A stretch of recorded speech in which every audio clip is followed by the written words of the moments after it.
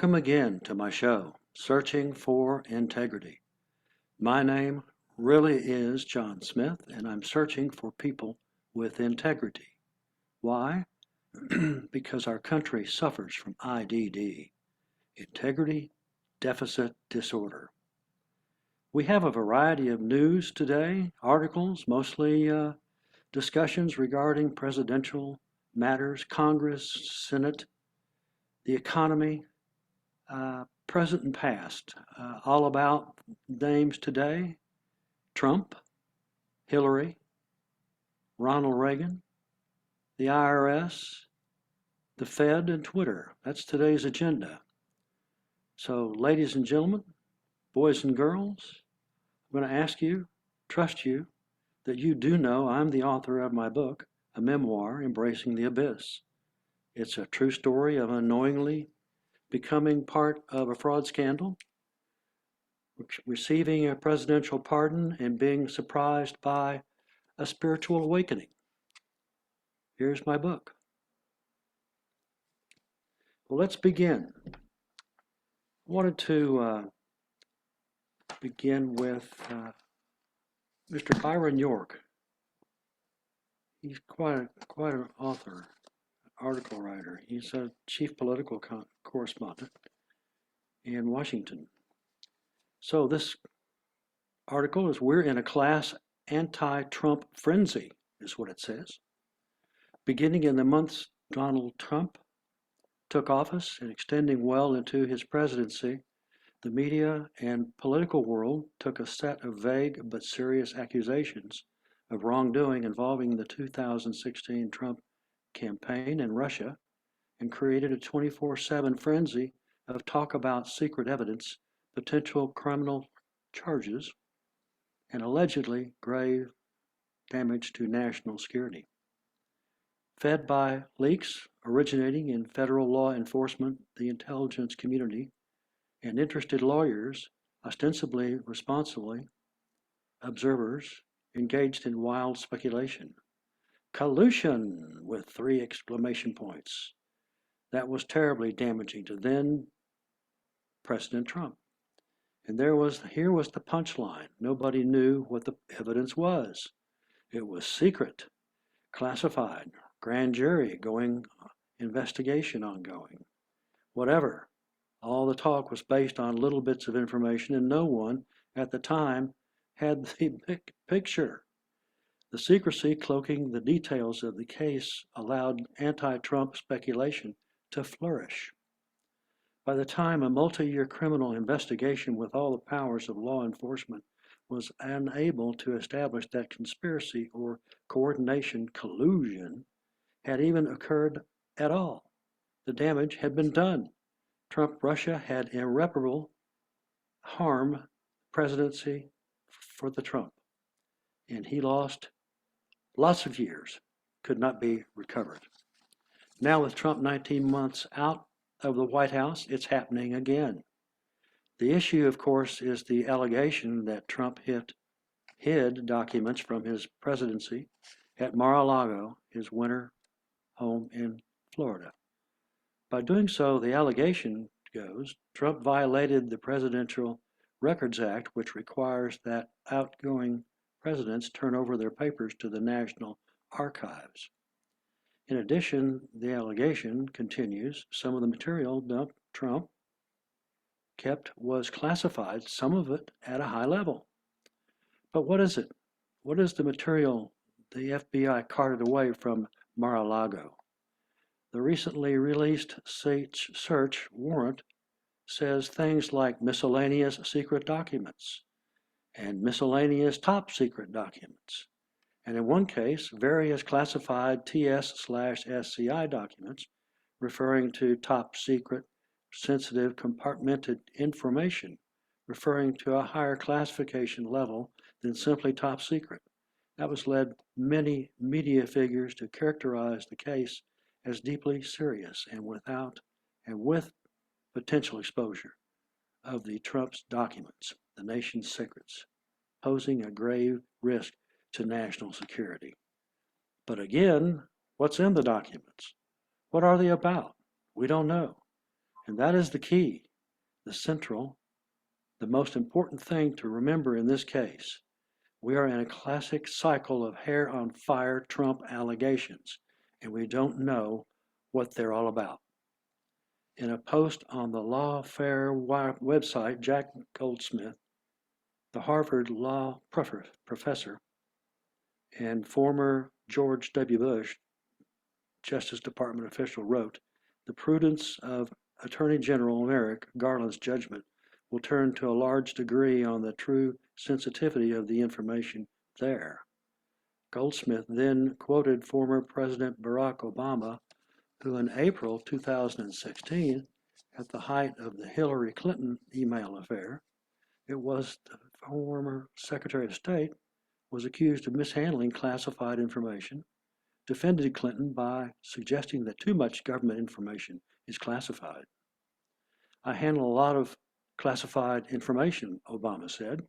"There's classified and then there's classified. There's stuff that is really top secret, and there's stuff that's being presented to the president or the Secretary of State that you might not want on the transom or going out over the wire, but is basically stuff that you could get in the open source." Obama was criticized for those remarks. Goldsmith noted, yes, the truth is what Obama says. As many critics, like the late Senator Daniel Patrick Moynihan, have noted, the U.S. government classifies way too much more information. It will matter a lot in assessing Garland's decisions whether the information Trump had was closer to really top secret, or information available in public, Goldsmith wrote.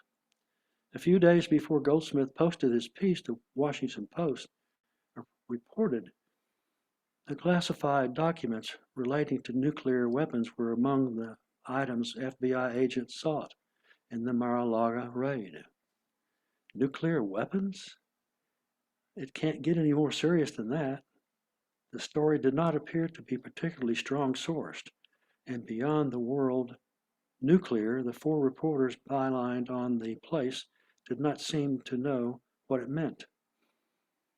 Indeed, in a podcast, one of the reporters, Shane Harris, noted that while the FBI was concerned enough to launch a raid, it doesn't seem that there was a kind of urgency attached to this.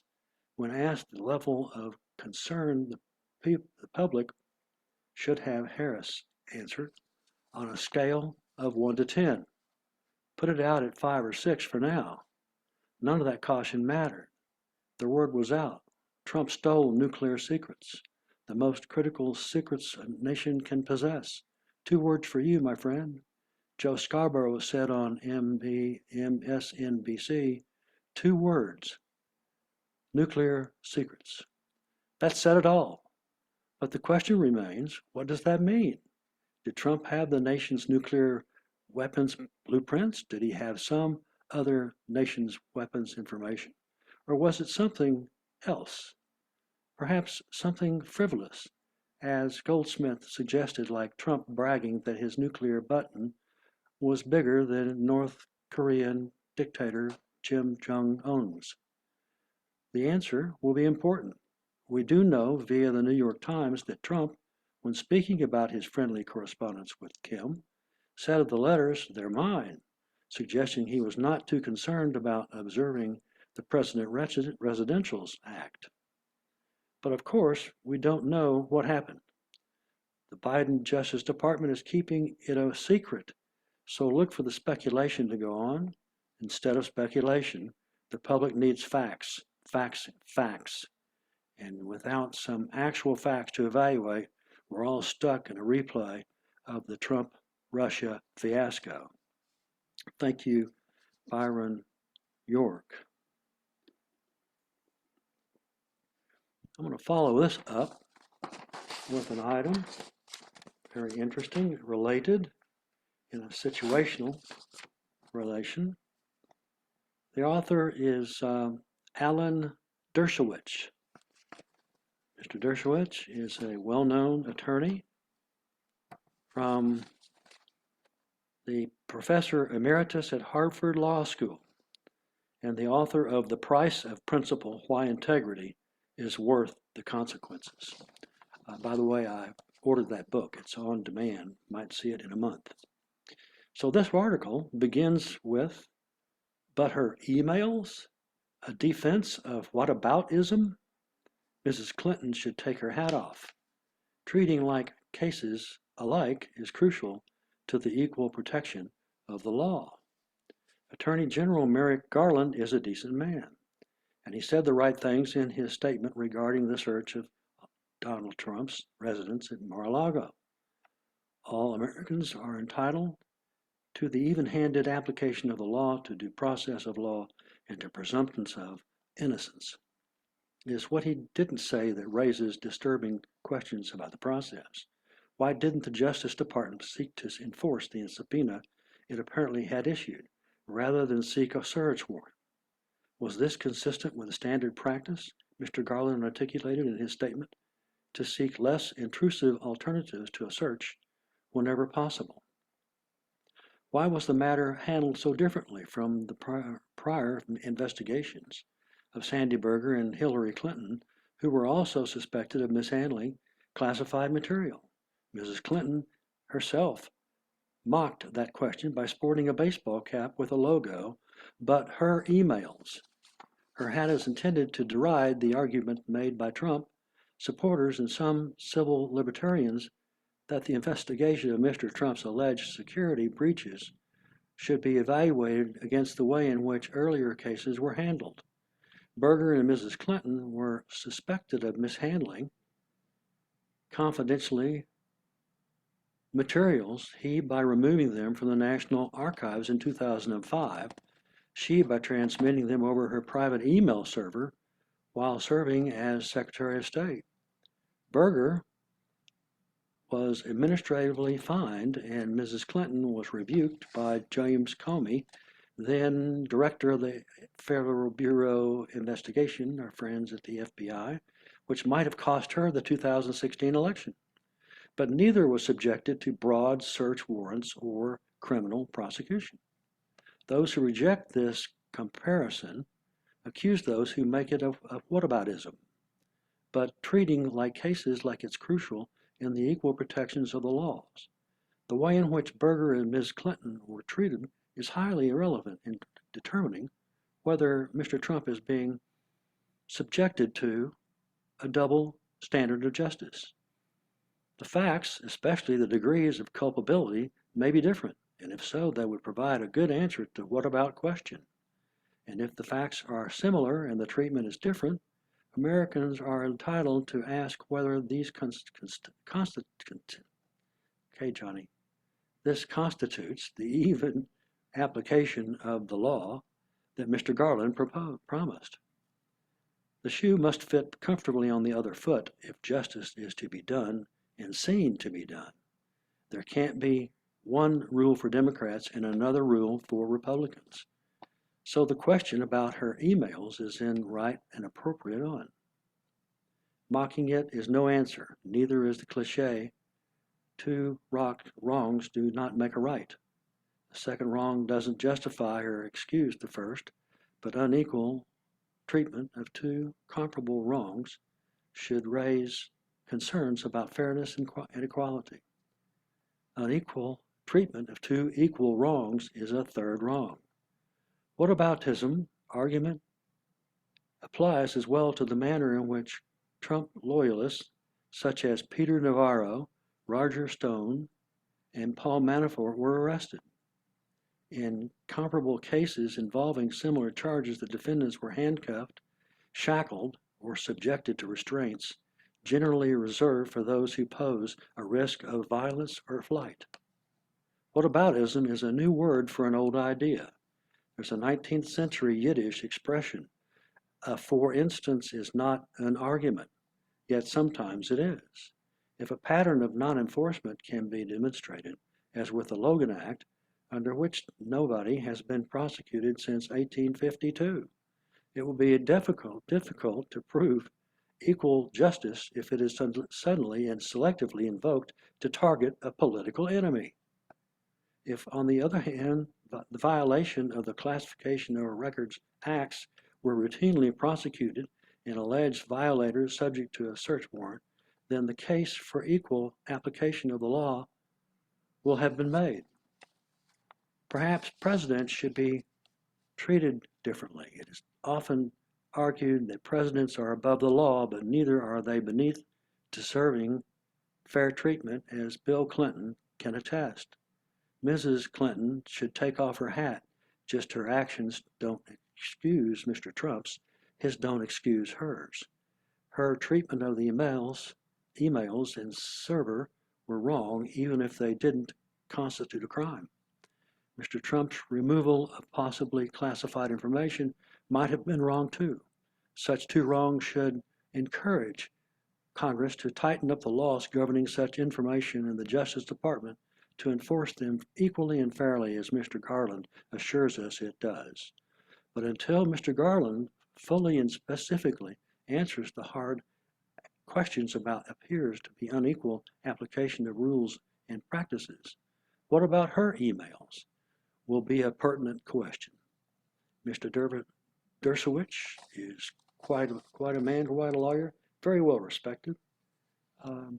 Big surprise about all of that. It reminds me, at least I've heard in the news, that they're waiting on an affidavit. The affidavit has been sealed. It's not to be sealed, but it's just not been revealed, is what has happened. And they keep saying, yes, the affidavit, yes, the affidavit. And that's where the information is about the information of why they should have done what they did. It also is like waiting on an affidavit, and they're waiting on the affidavit. Strikes me, seriously, strikes me like waiting for Godot. Waiting for Godot is a play by Samuel Beckett with only two characters, Diddy and Godot. Arrived the mysterious Godot, who continually sends words that he will appear, but who never does. We should set aside some time to reflect about this Beckett play. It's only 69 years old. Sometime in the near future, I should present more of my good goal to enlighten your day, covering interesting, more waiting Godot matters. I'm a big fan of that. Read the book. Next item.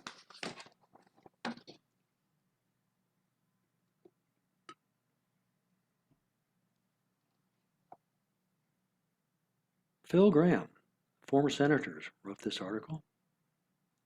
Reagan's lessons in economic leadership. I saw him put the country's interest ahead of his own more than once. We could use a leader like that now.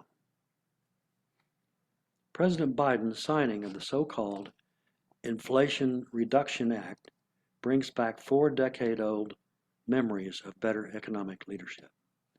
On August 13, 1981, President Reagan signed the Omnibus Budget Reconciliation Act into law. It unleashed a quarter century of American prosperity, which made it possible to restore price stability and win the Cold War.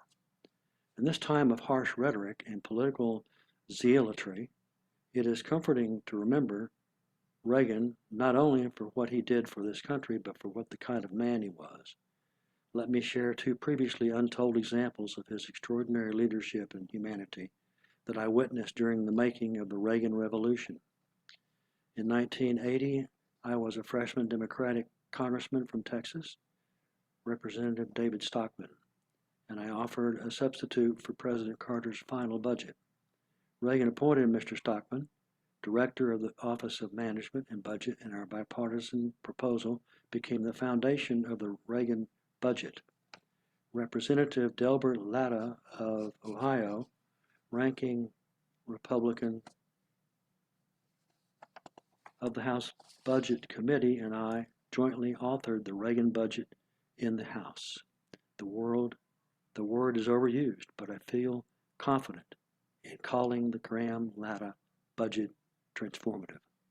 While the budget was a dramatic change in public policy, the initial vote set only broad parameters, cut no programs, and was easily passed.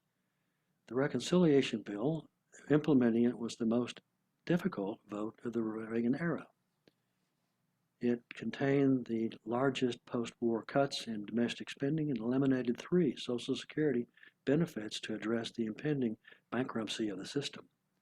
While there were strong arguments for entering each of these add-on benefits, a vote to eliminate them meant touching the third rail and endangering a lawmaker's career.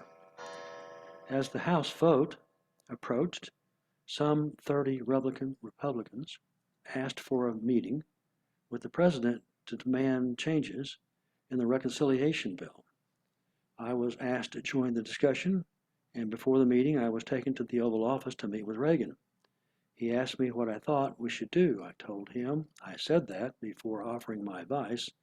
I needed to remind him that 3 years ago I was teaching college economics and that I had never done anything remotely this important in my life. Reagan smiled and said, "Well, neither have I." When we stopped laughing, I asked, "If we fix one group's problems, won't another demand changes? Where do we stop?"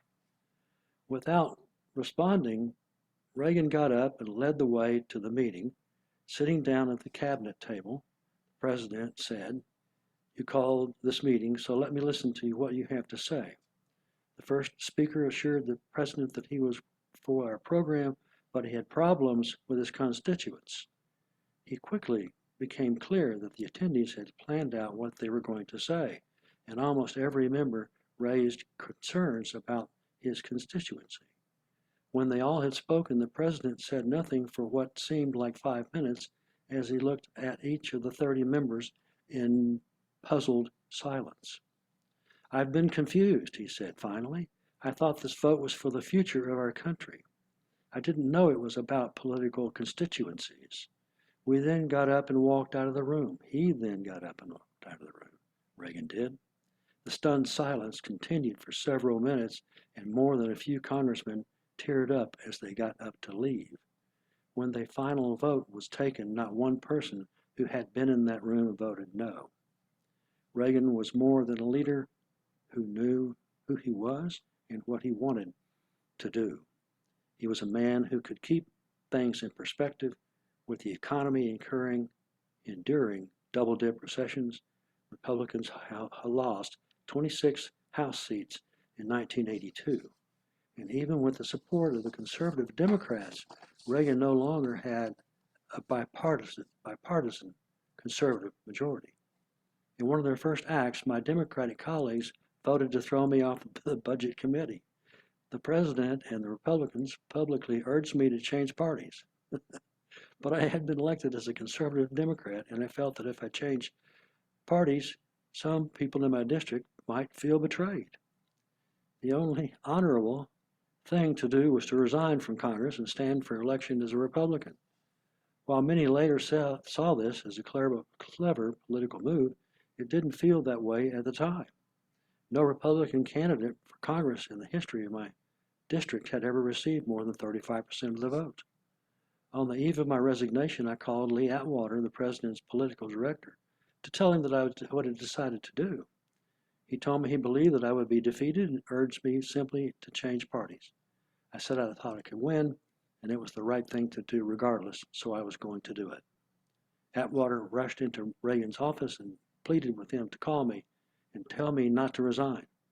When the president called, he started by telling me that Lee was on the verge of having a stroke. "Could I please explain what I was doing and why?" I explained, and I told him it was the right thing to do. To my astonishment, the president agreed. People have a way of judging a person's character and knowing when a man is doing right. I didn't discover until after I had resigned, run against 9 Democrats, and won that Lee Atwater had remained and demanded that the president call me back that day. He predicted that I was going to lose, and in the wake of the 1982 defeats, that it would be the beginning of the end of Reagan presidency. Reagan responded, "Lee, the whole world does not revolve around me, nor my presidency. This is about Phil Gramm, and he is going to do the right thing, and I can live with whatever the results turn out to be." To paraphrase Archie Bunker, we could use a man like Ronald Reagan again. Mr. Graham is a former chairman of the Senate Banking Committee. He was quite a Texan.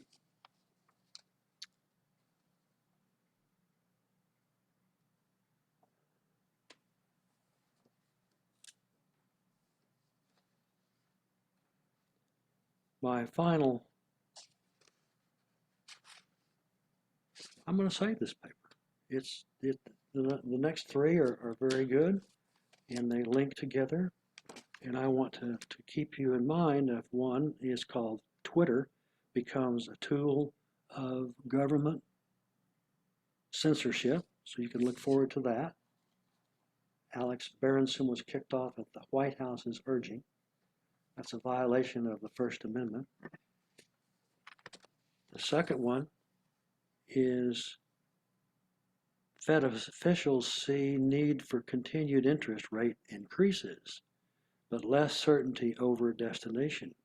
What that tells you is that the rate increases are going to continue, but doesn't know the destination, where they're going to take them. That's interesting to see. They don't know where they're going. The Fed, I think a number of Americans would agree with that. And the third article today, the second of Byron York, that he has an article called IRS Upgrades Are Reason to Worry. And as you've heard in this new bill that's come out, a great deal of American taxpayers are going to have to be dealt with by the IRS, and an extra $80 billion for the IRS to bring them to the paddle bar. So we'll save that for the next one. The next one getting together, of course. I want to say that I've had a pleasure today of doing this. This was a good one I picked out. It's a, sometimes I think about, like I was saying, a goal to enlighten your day, and that's what I'm trying to do. I want to thank my listeners for tuning in to Searching for Integrity. I thank you very much, and I want to thank you all tuning in to Searching for Integrity. So long, and happy trails to all. John Smith, adios, checking out.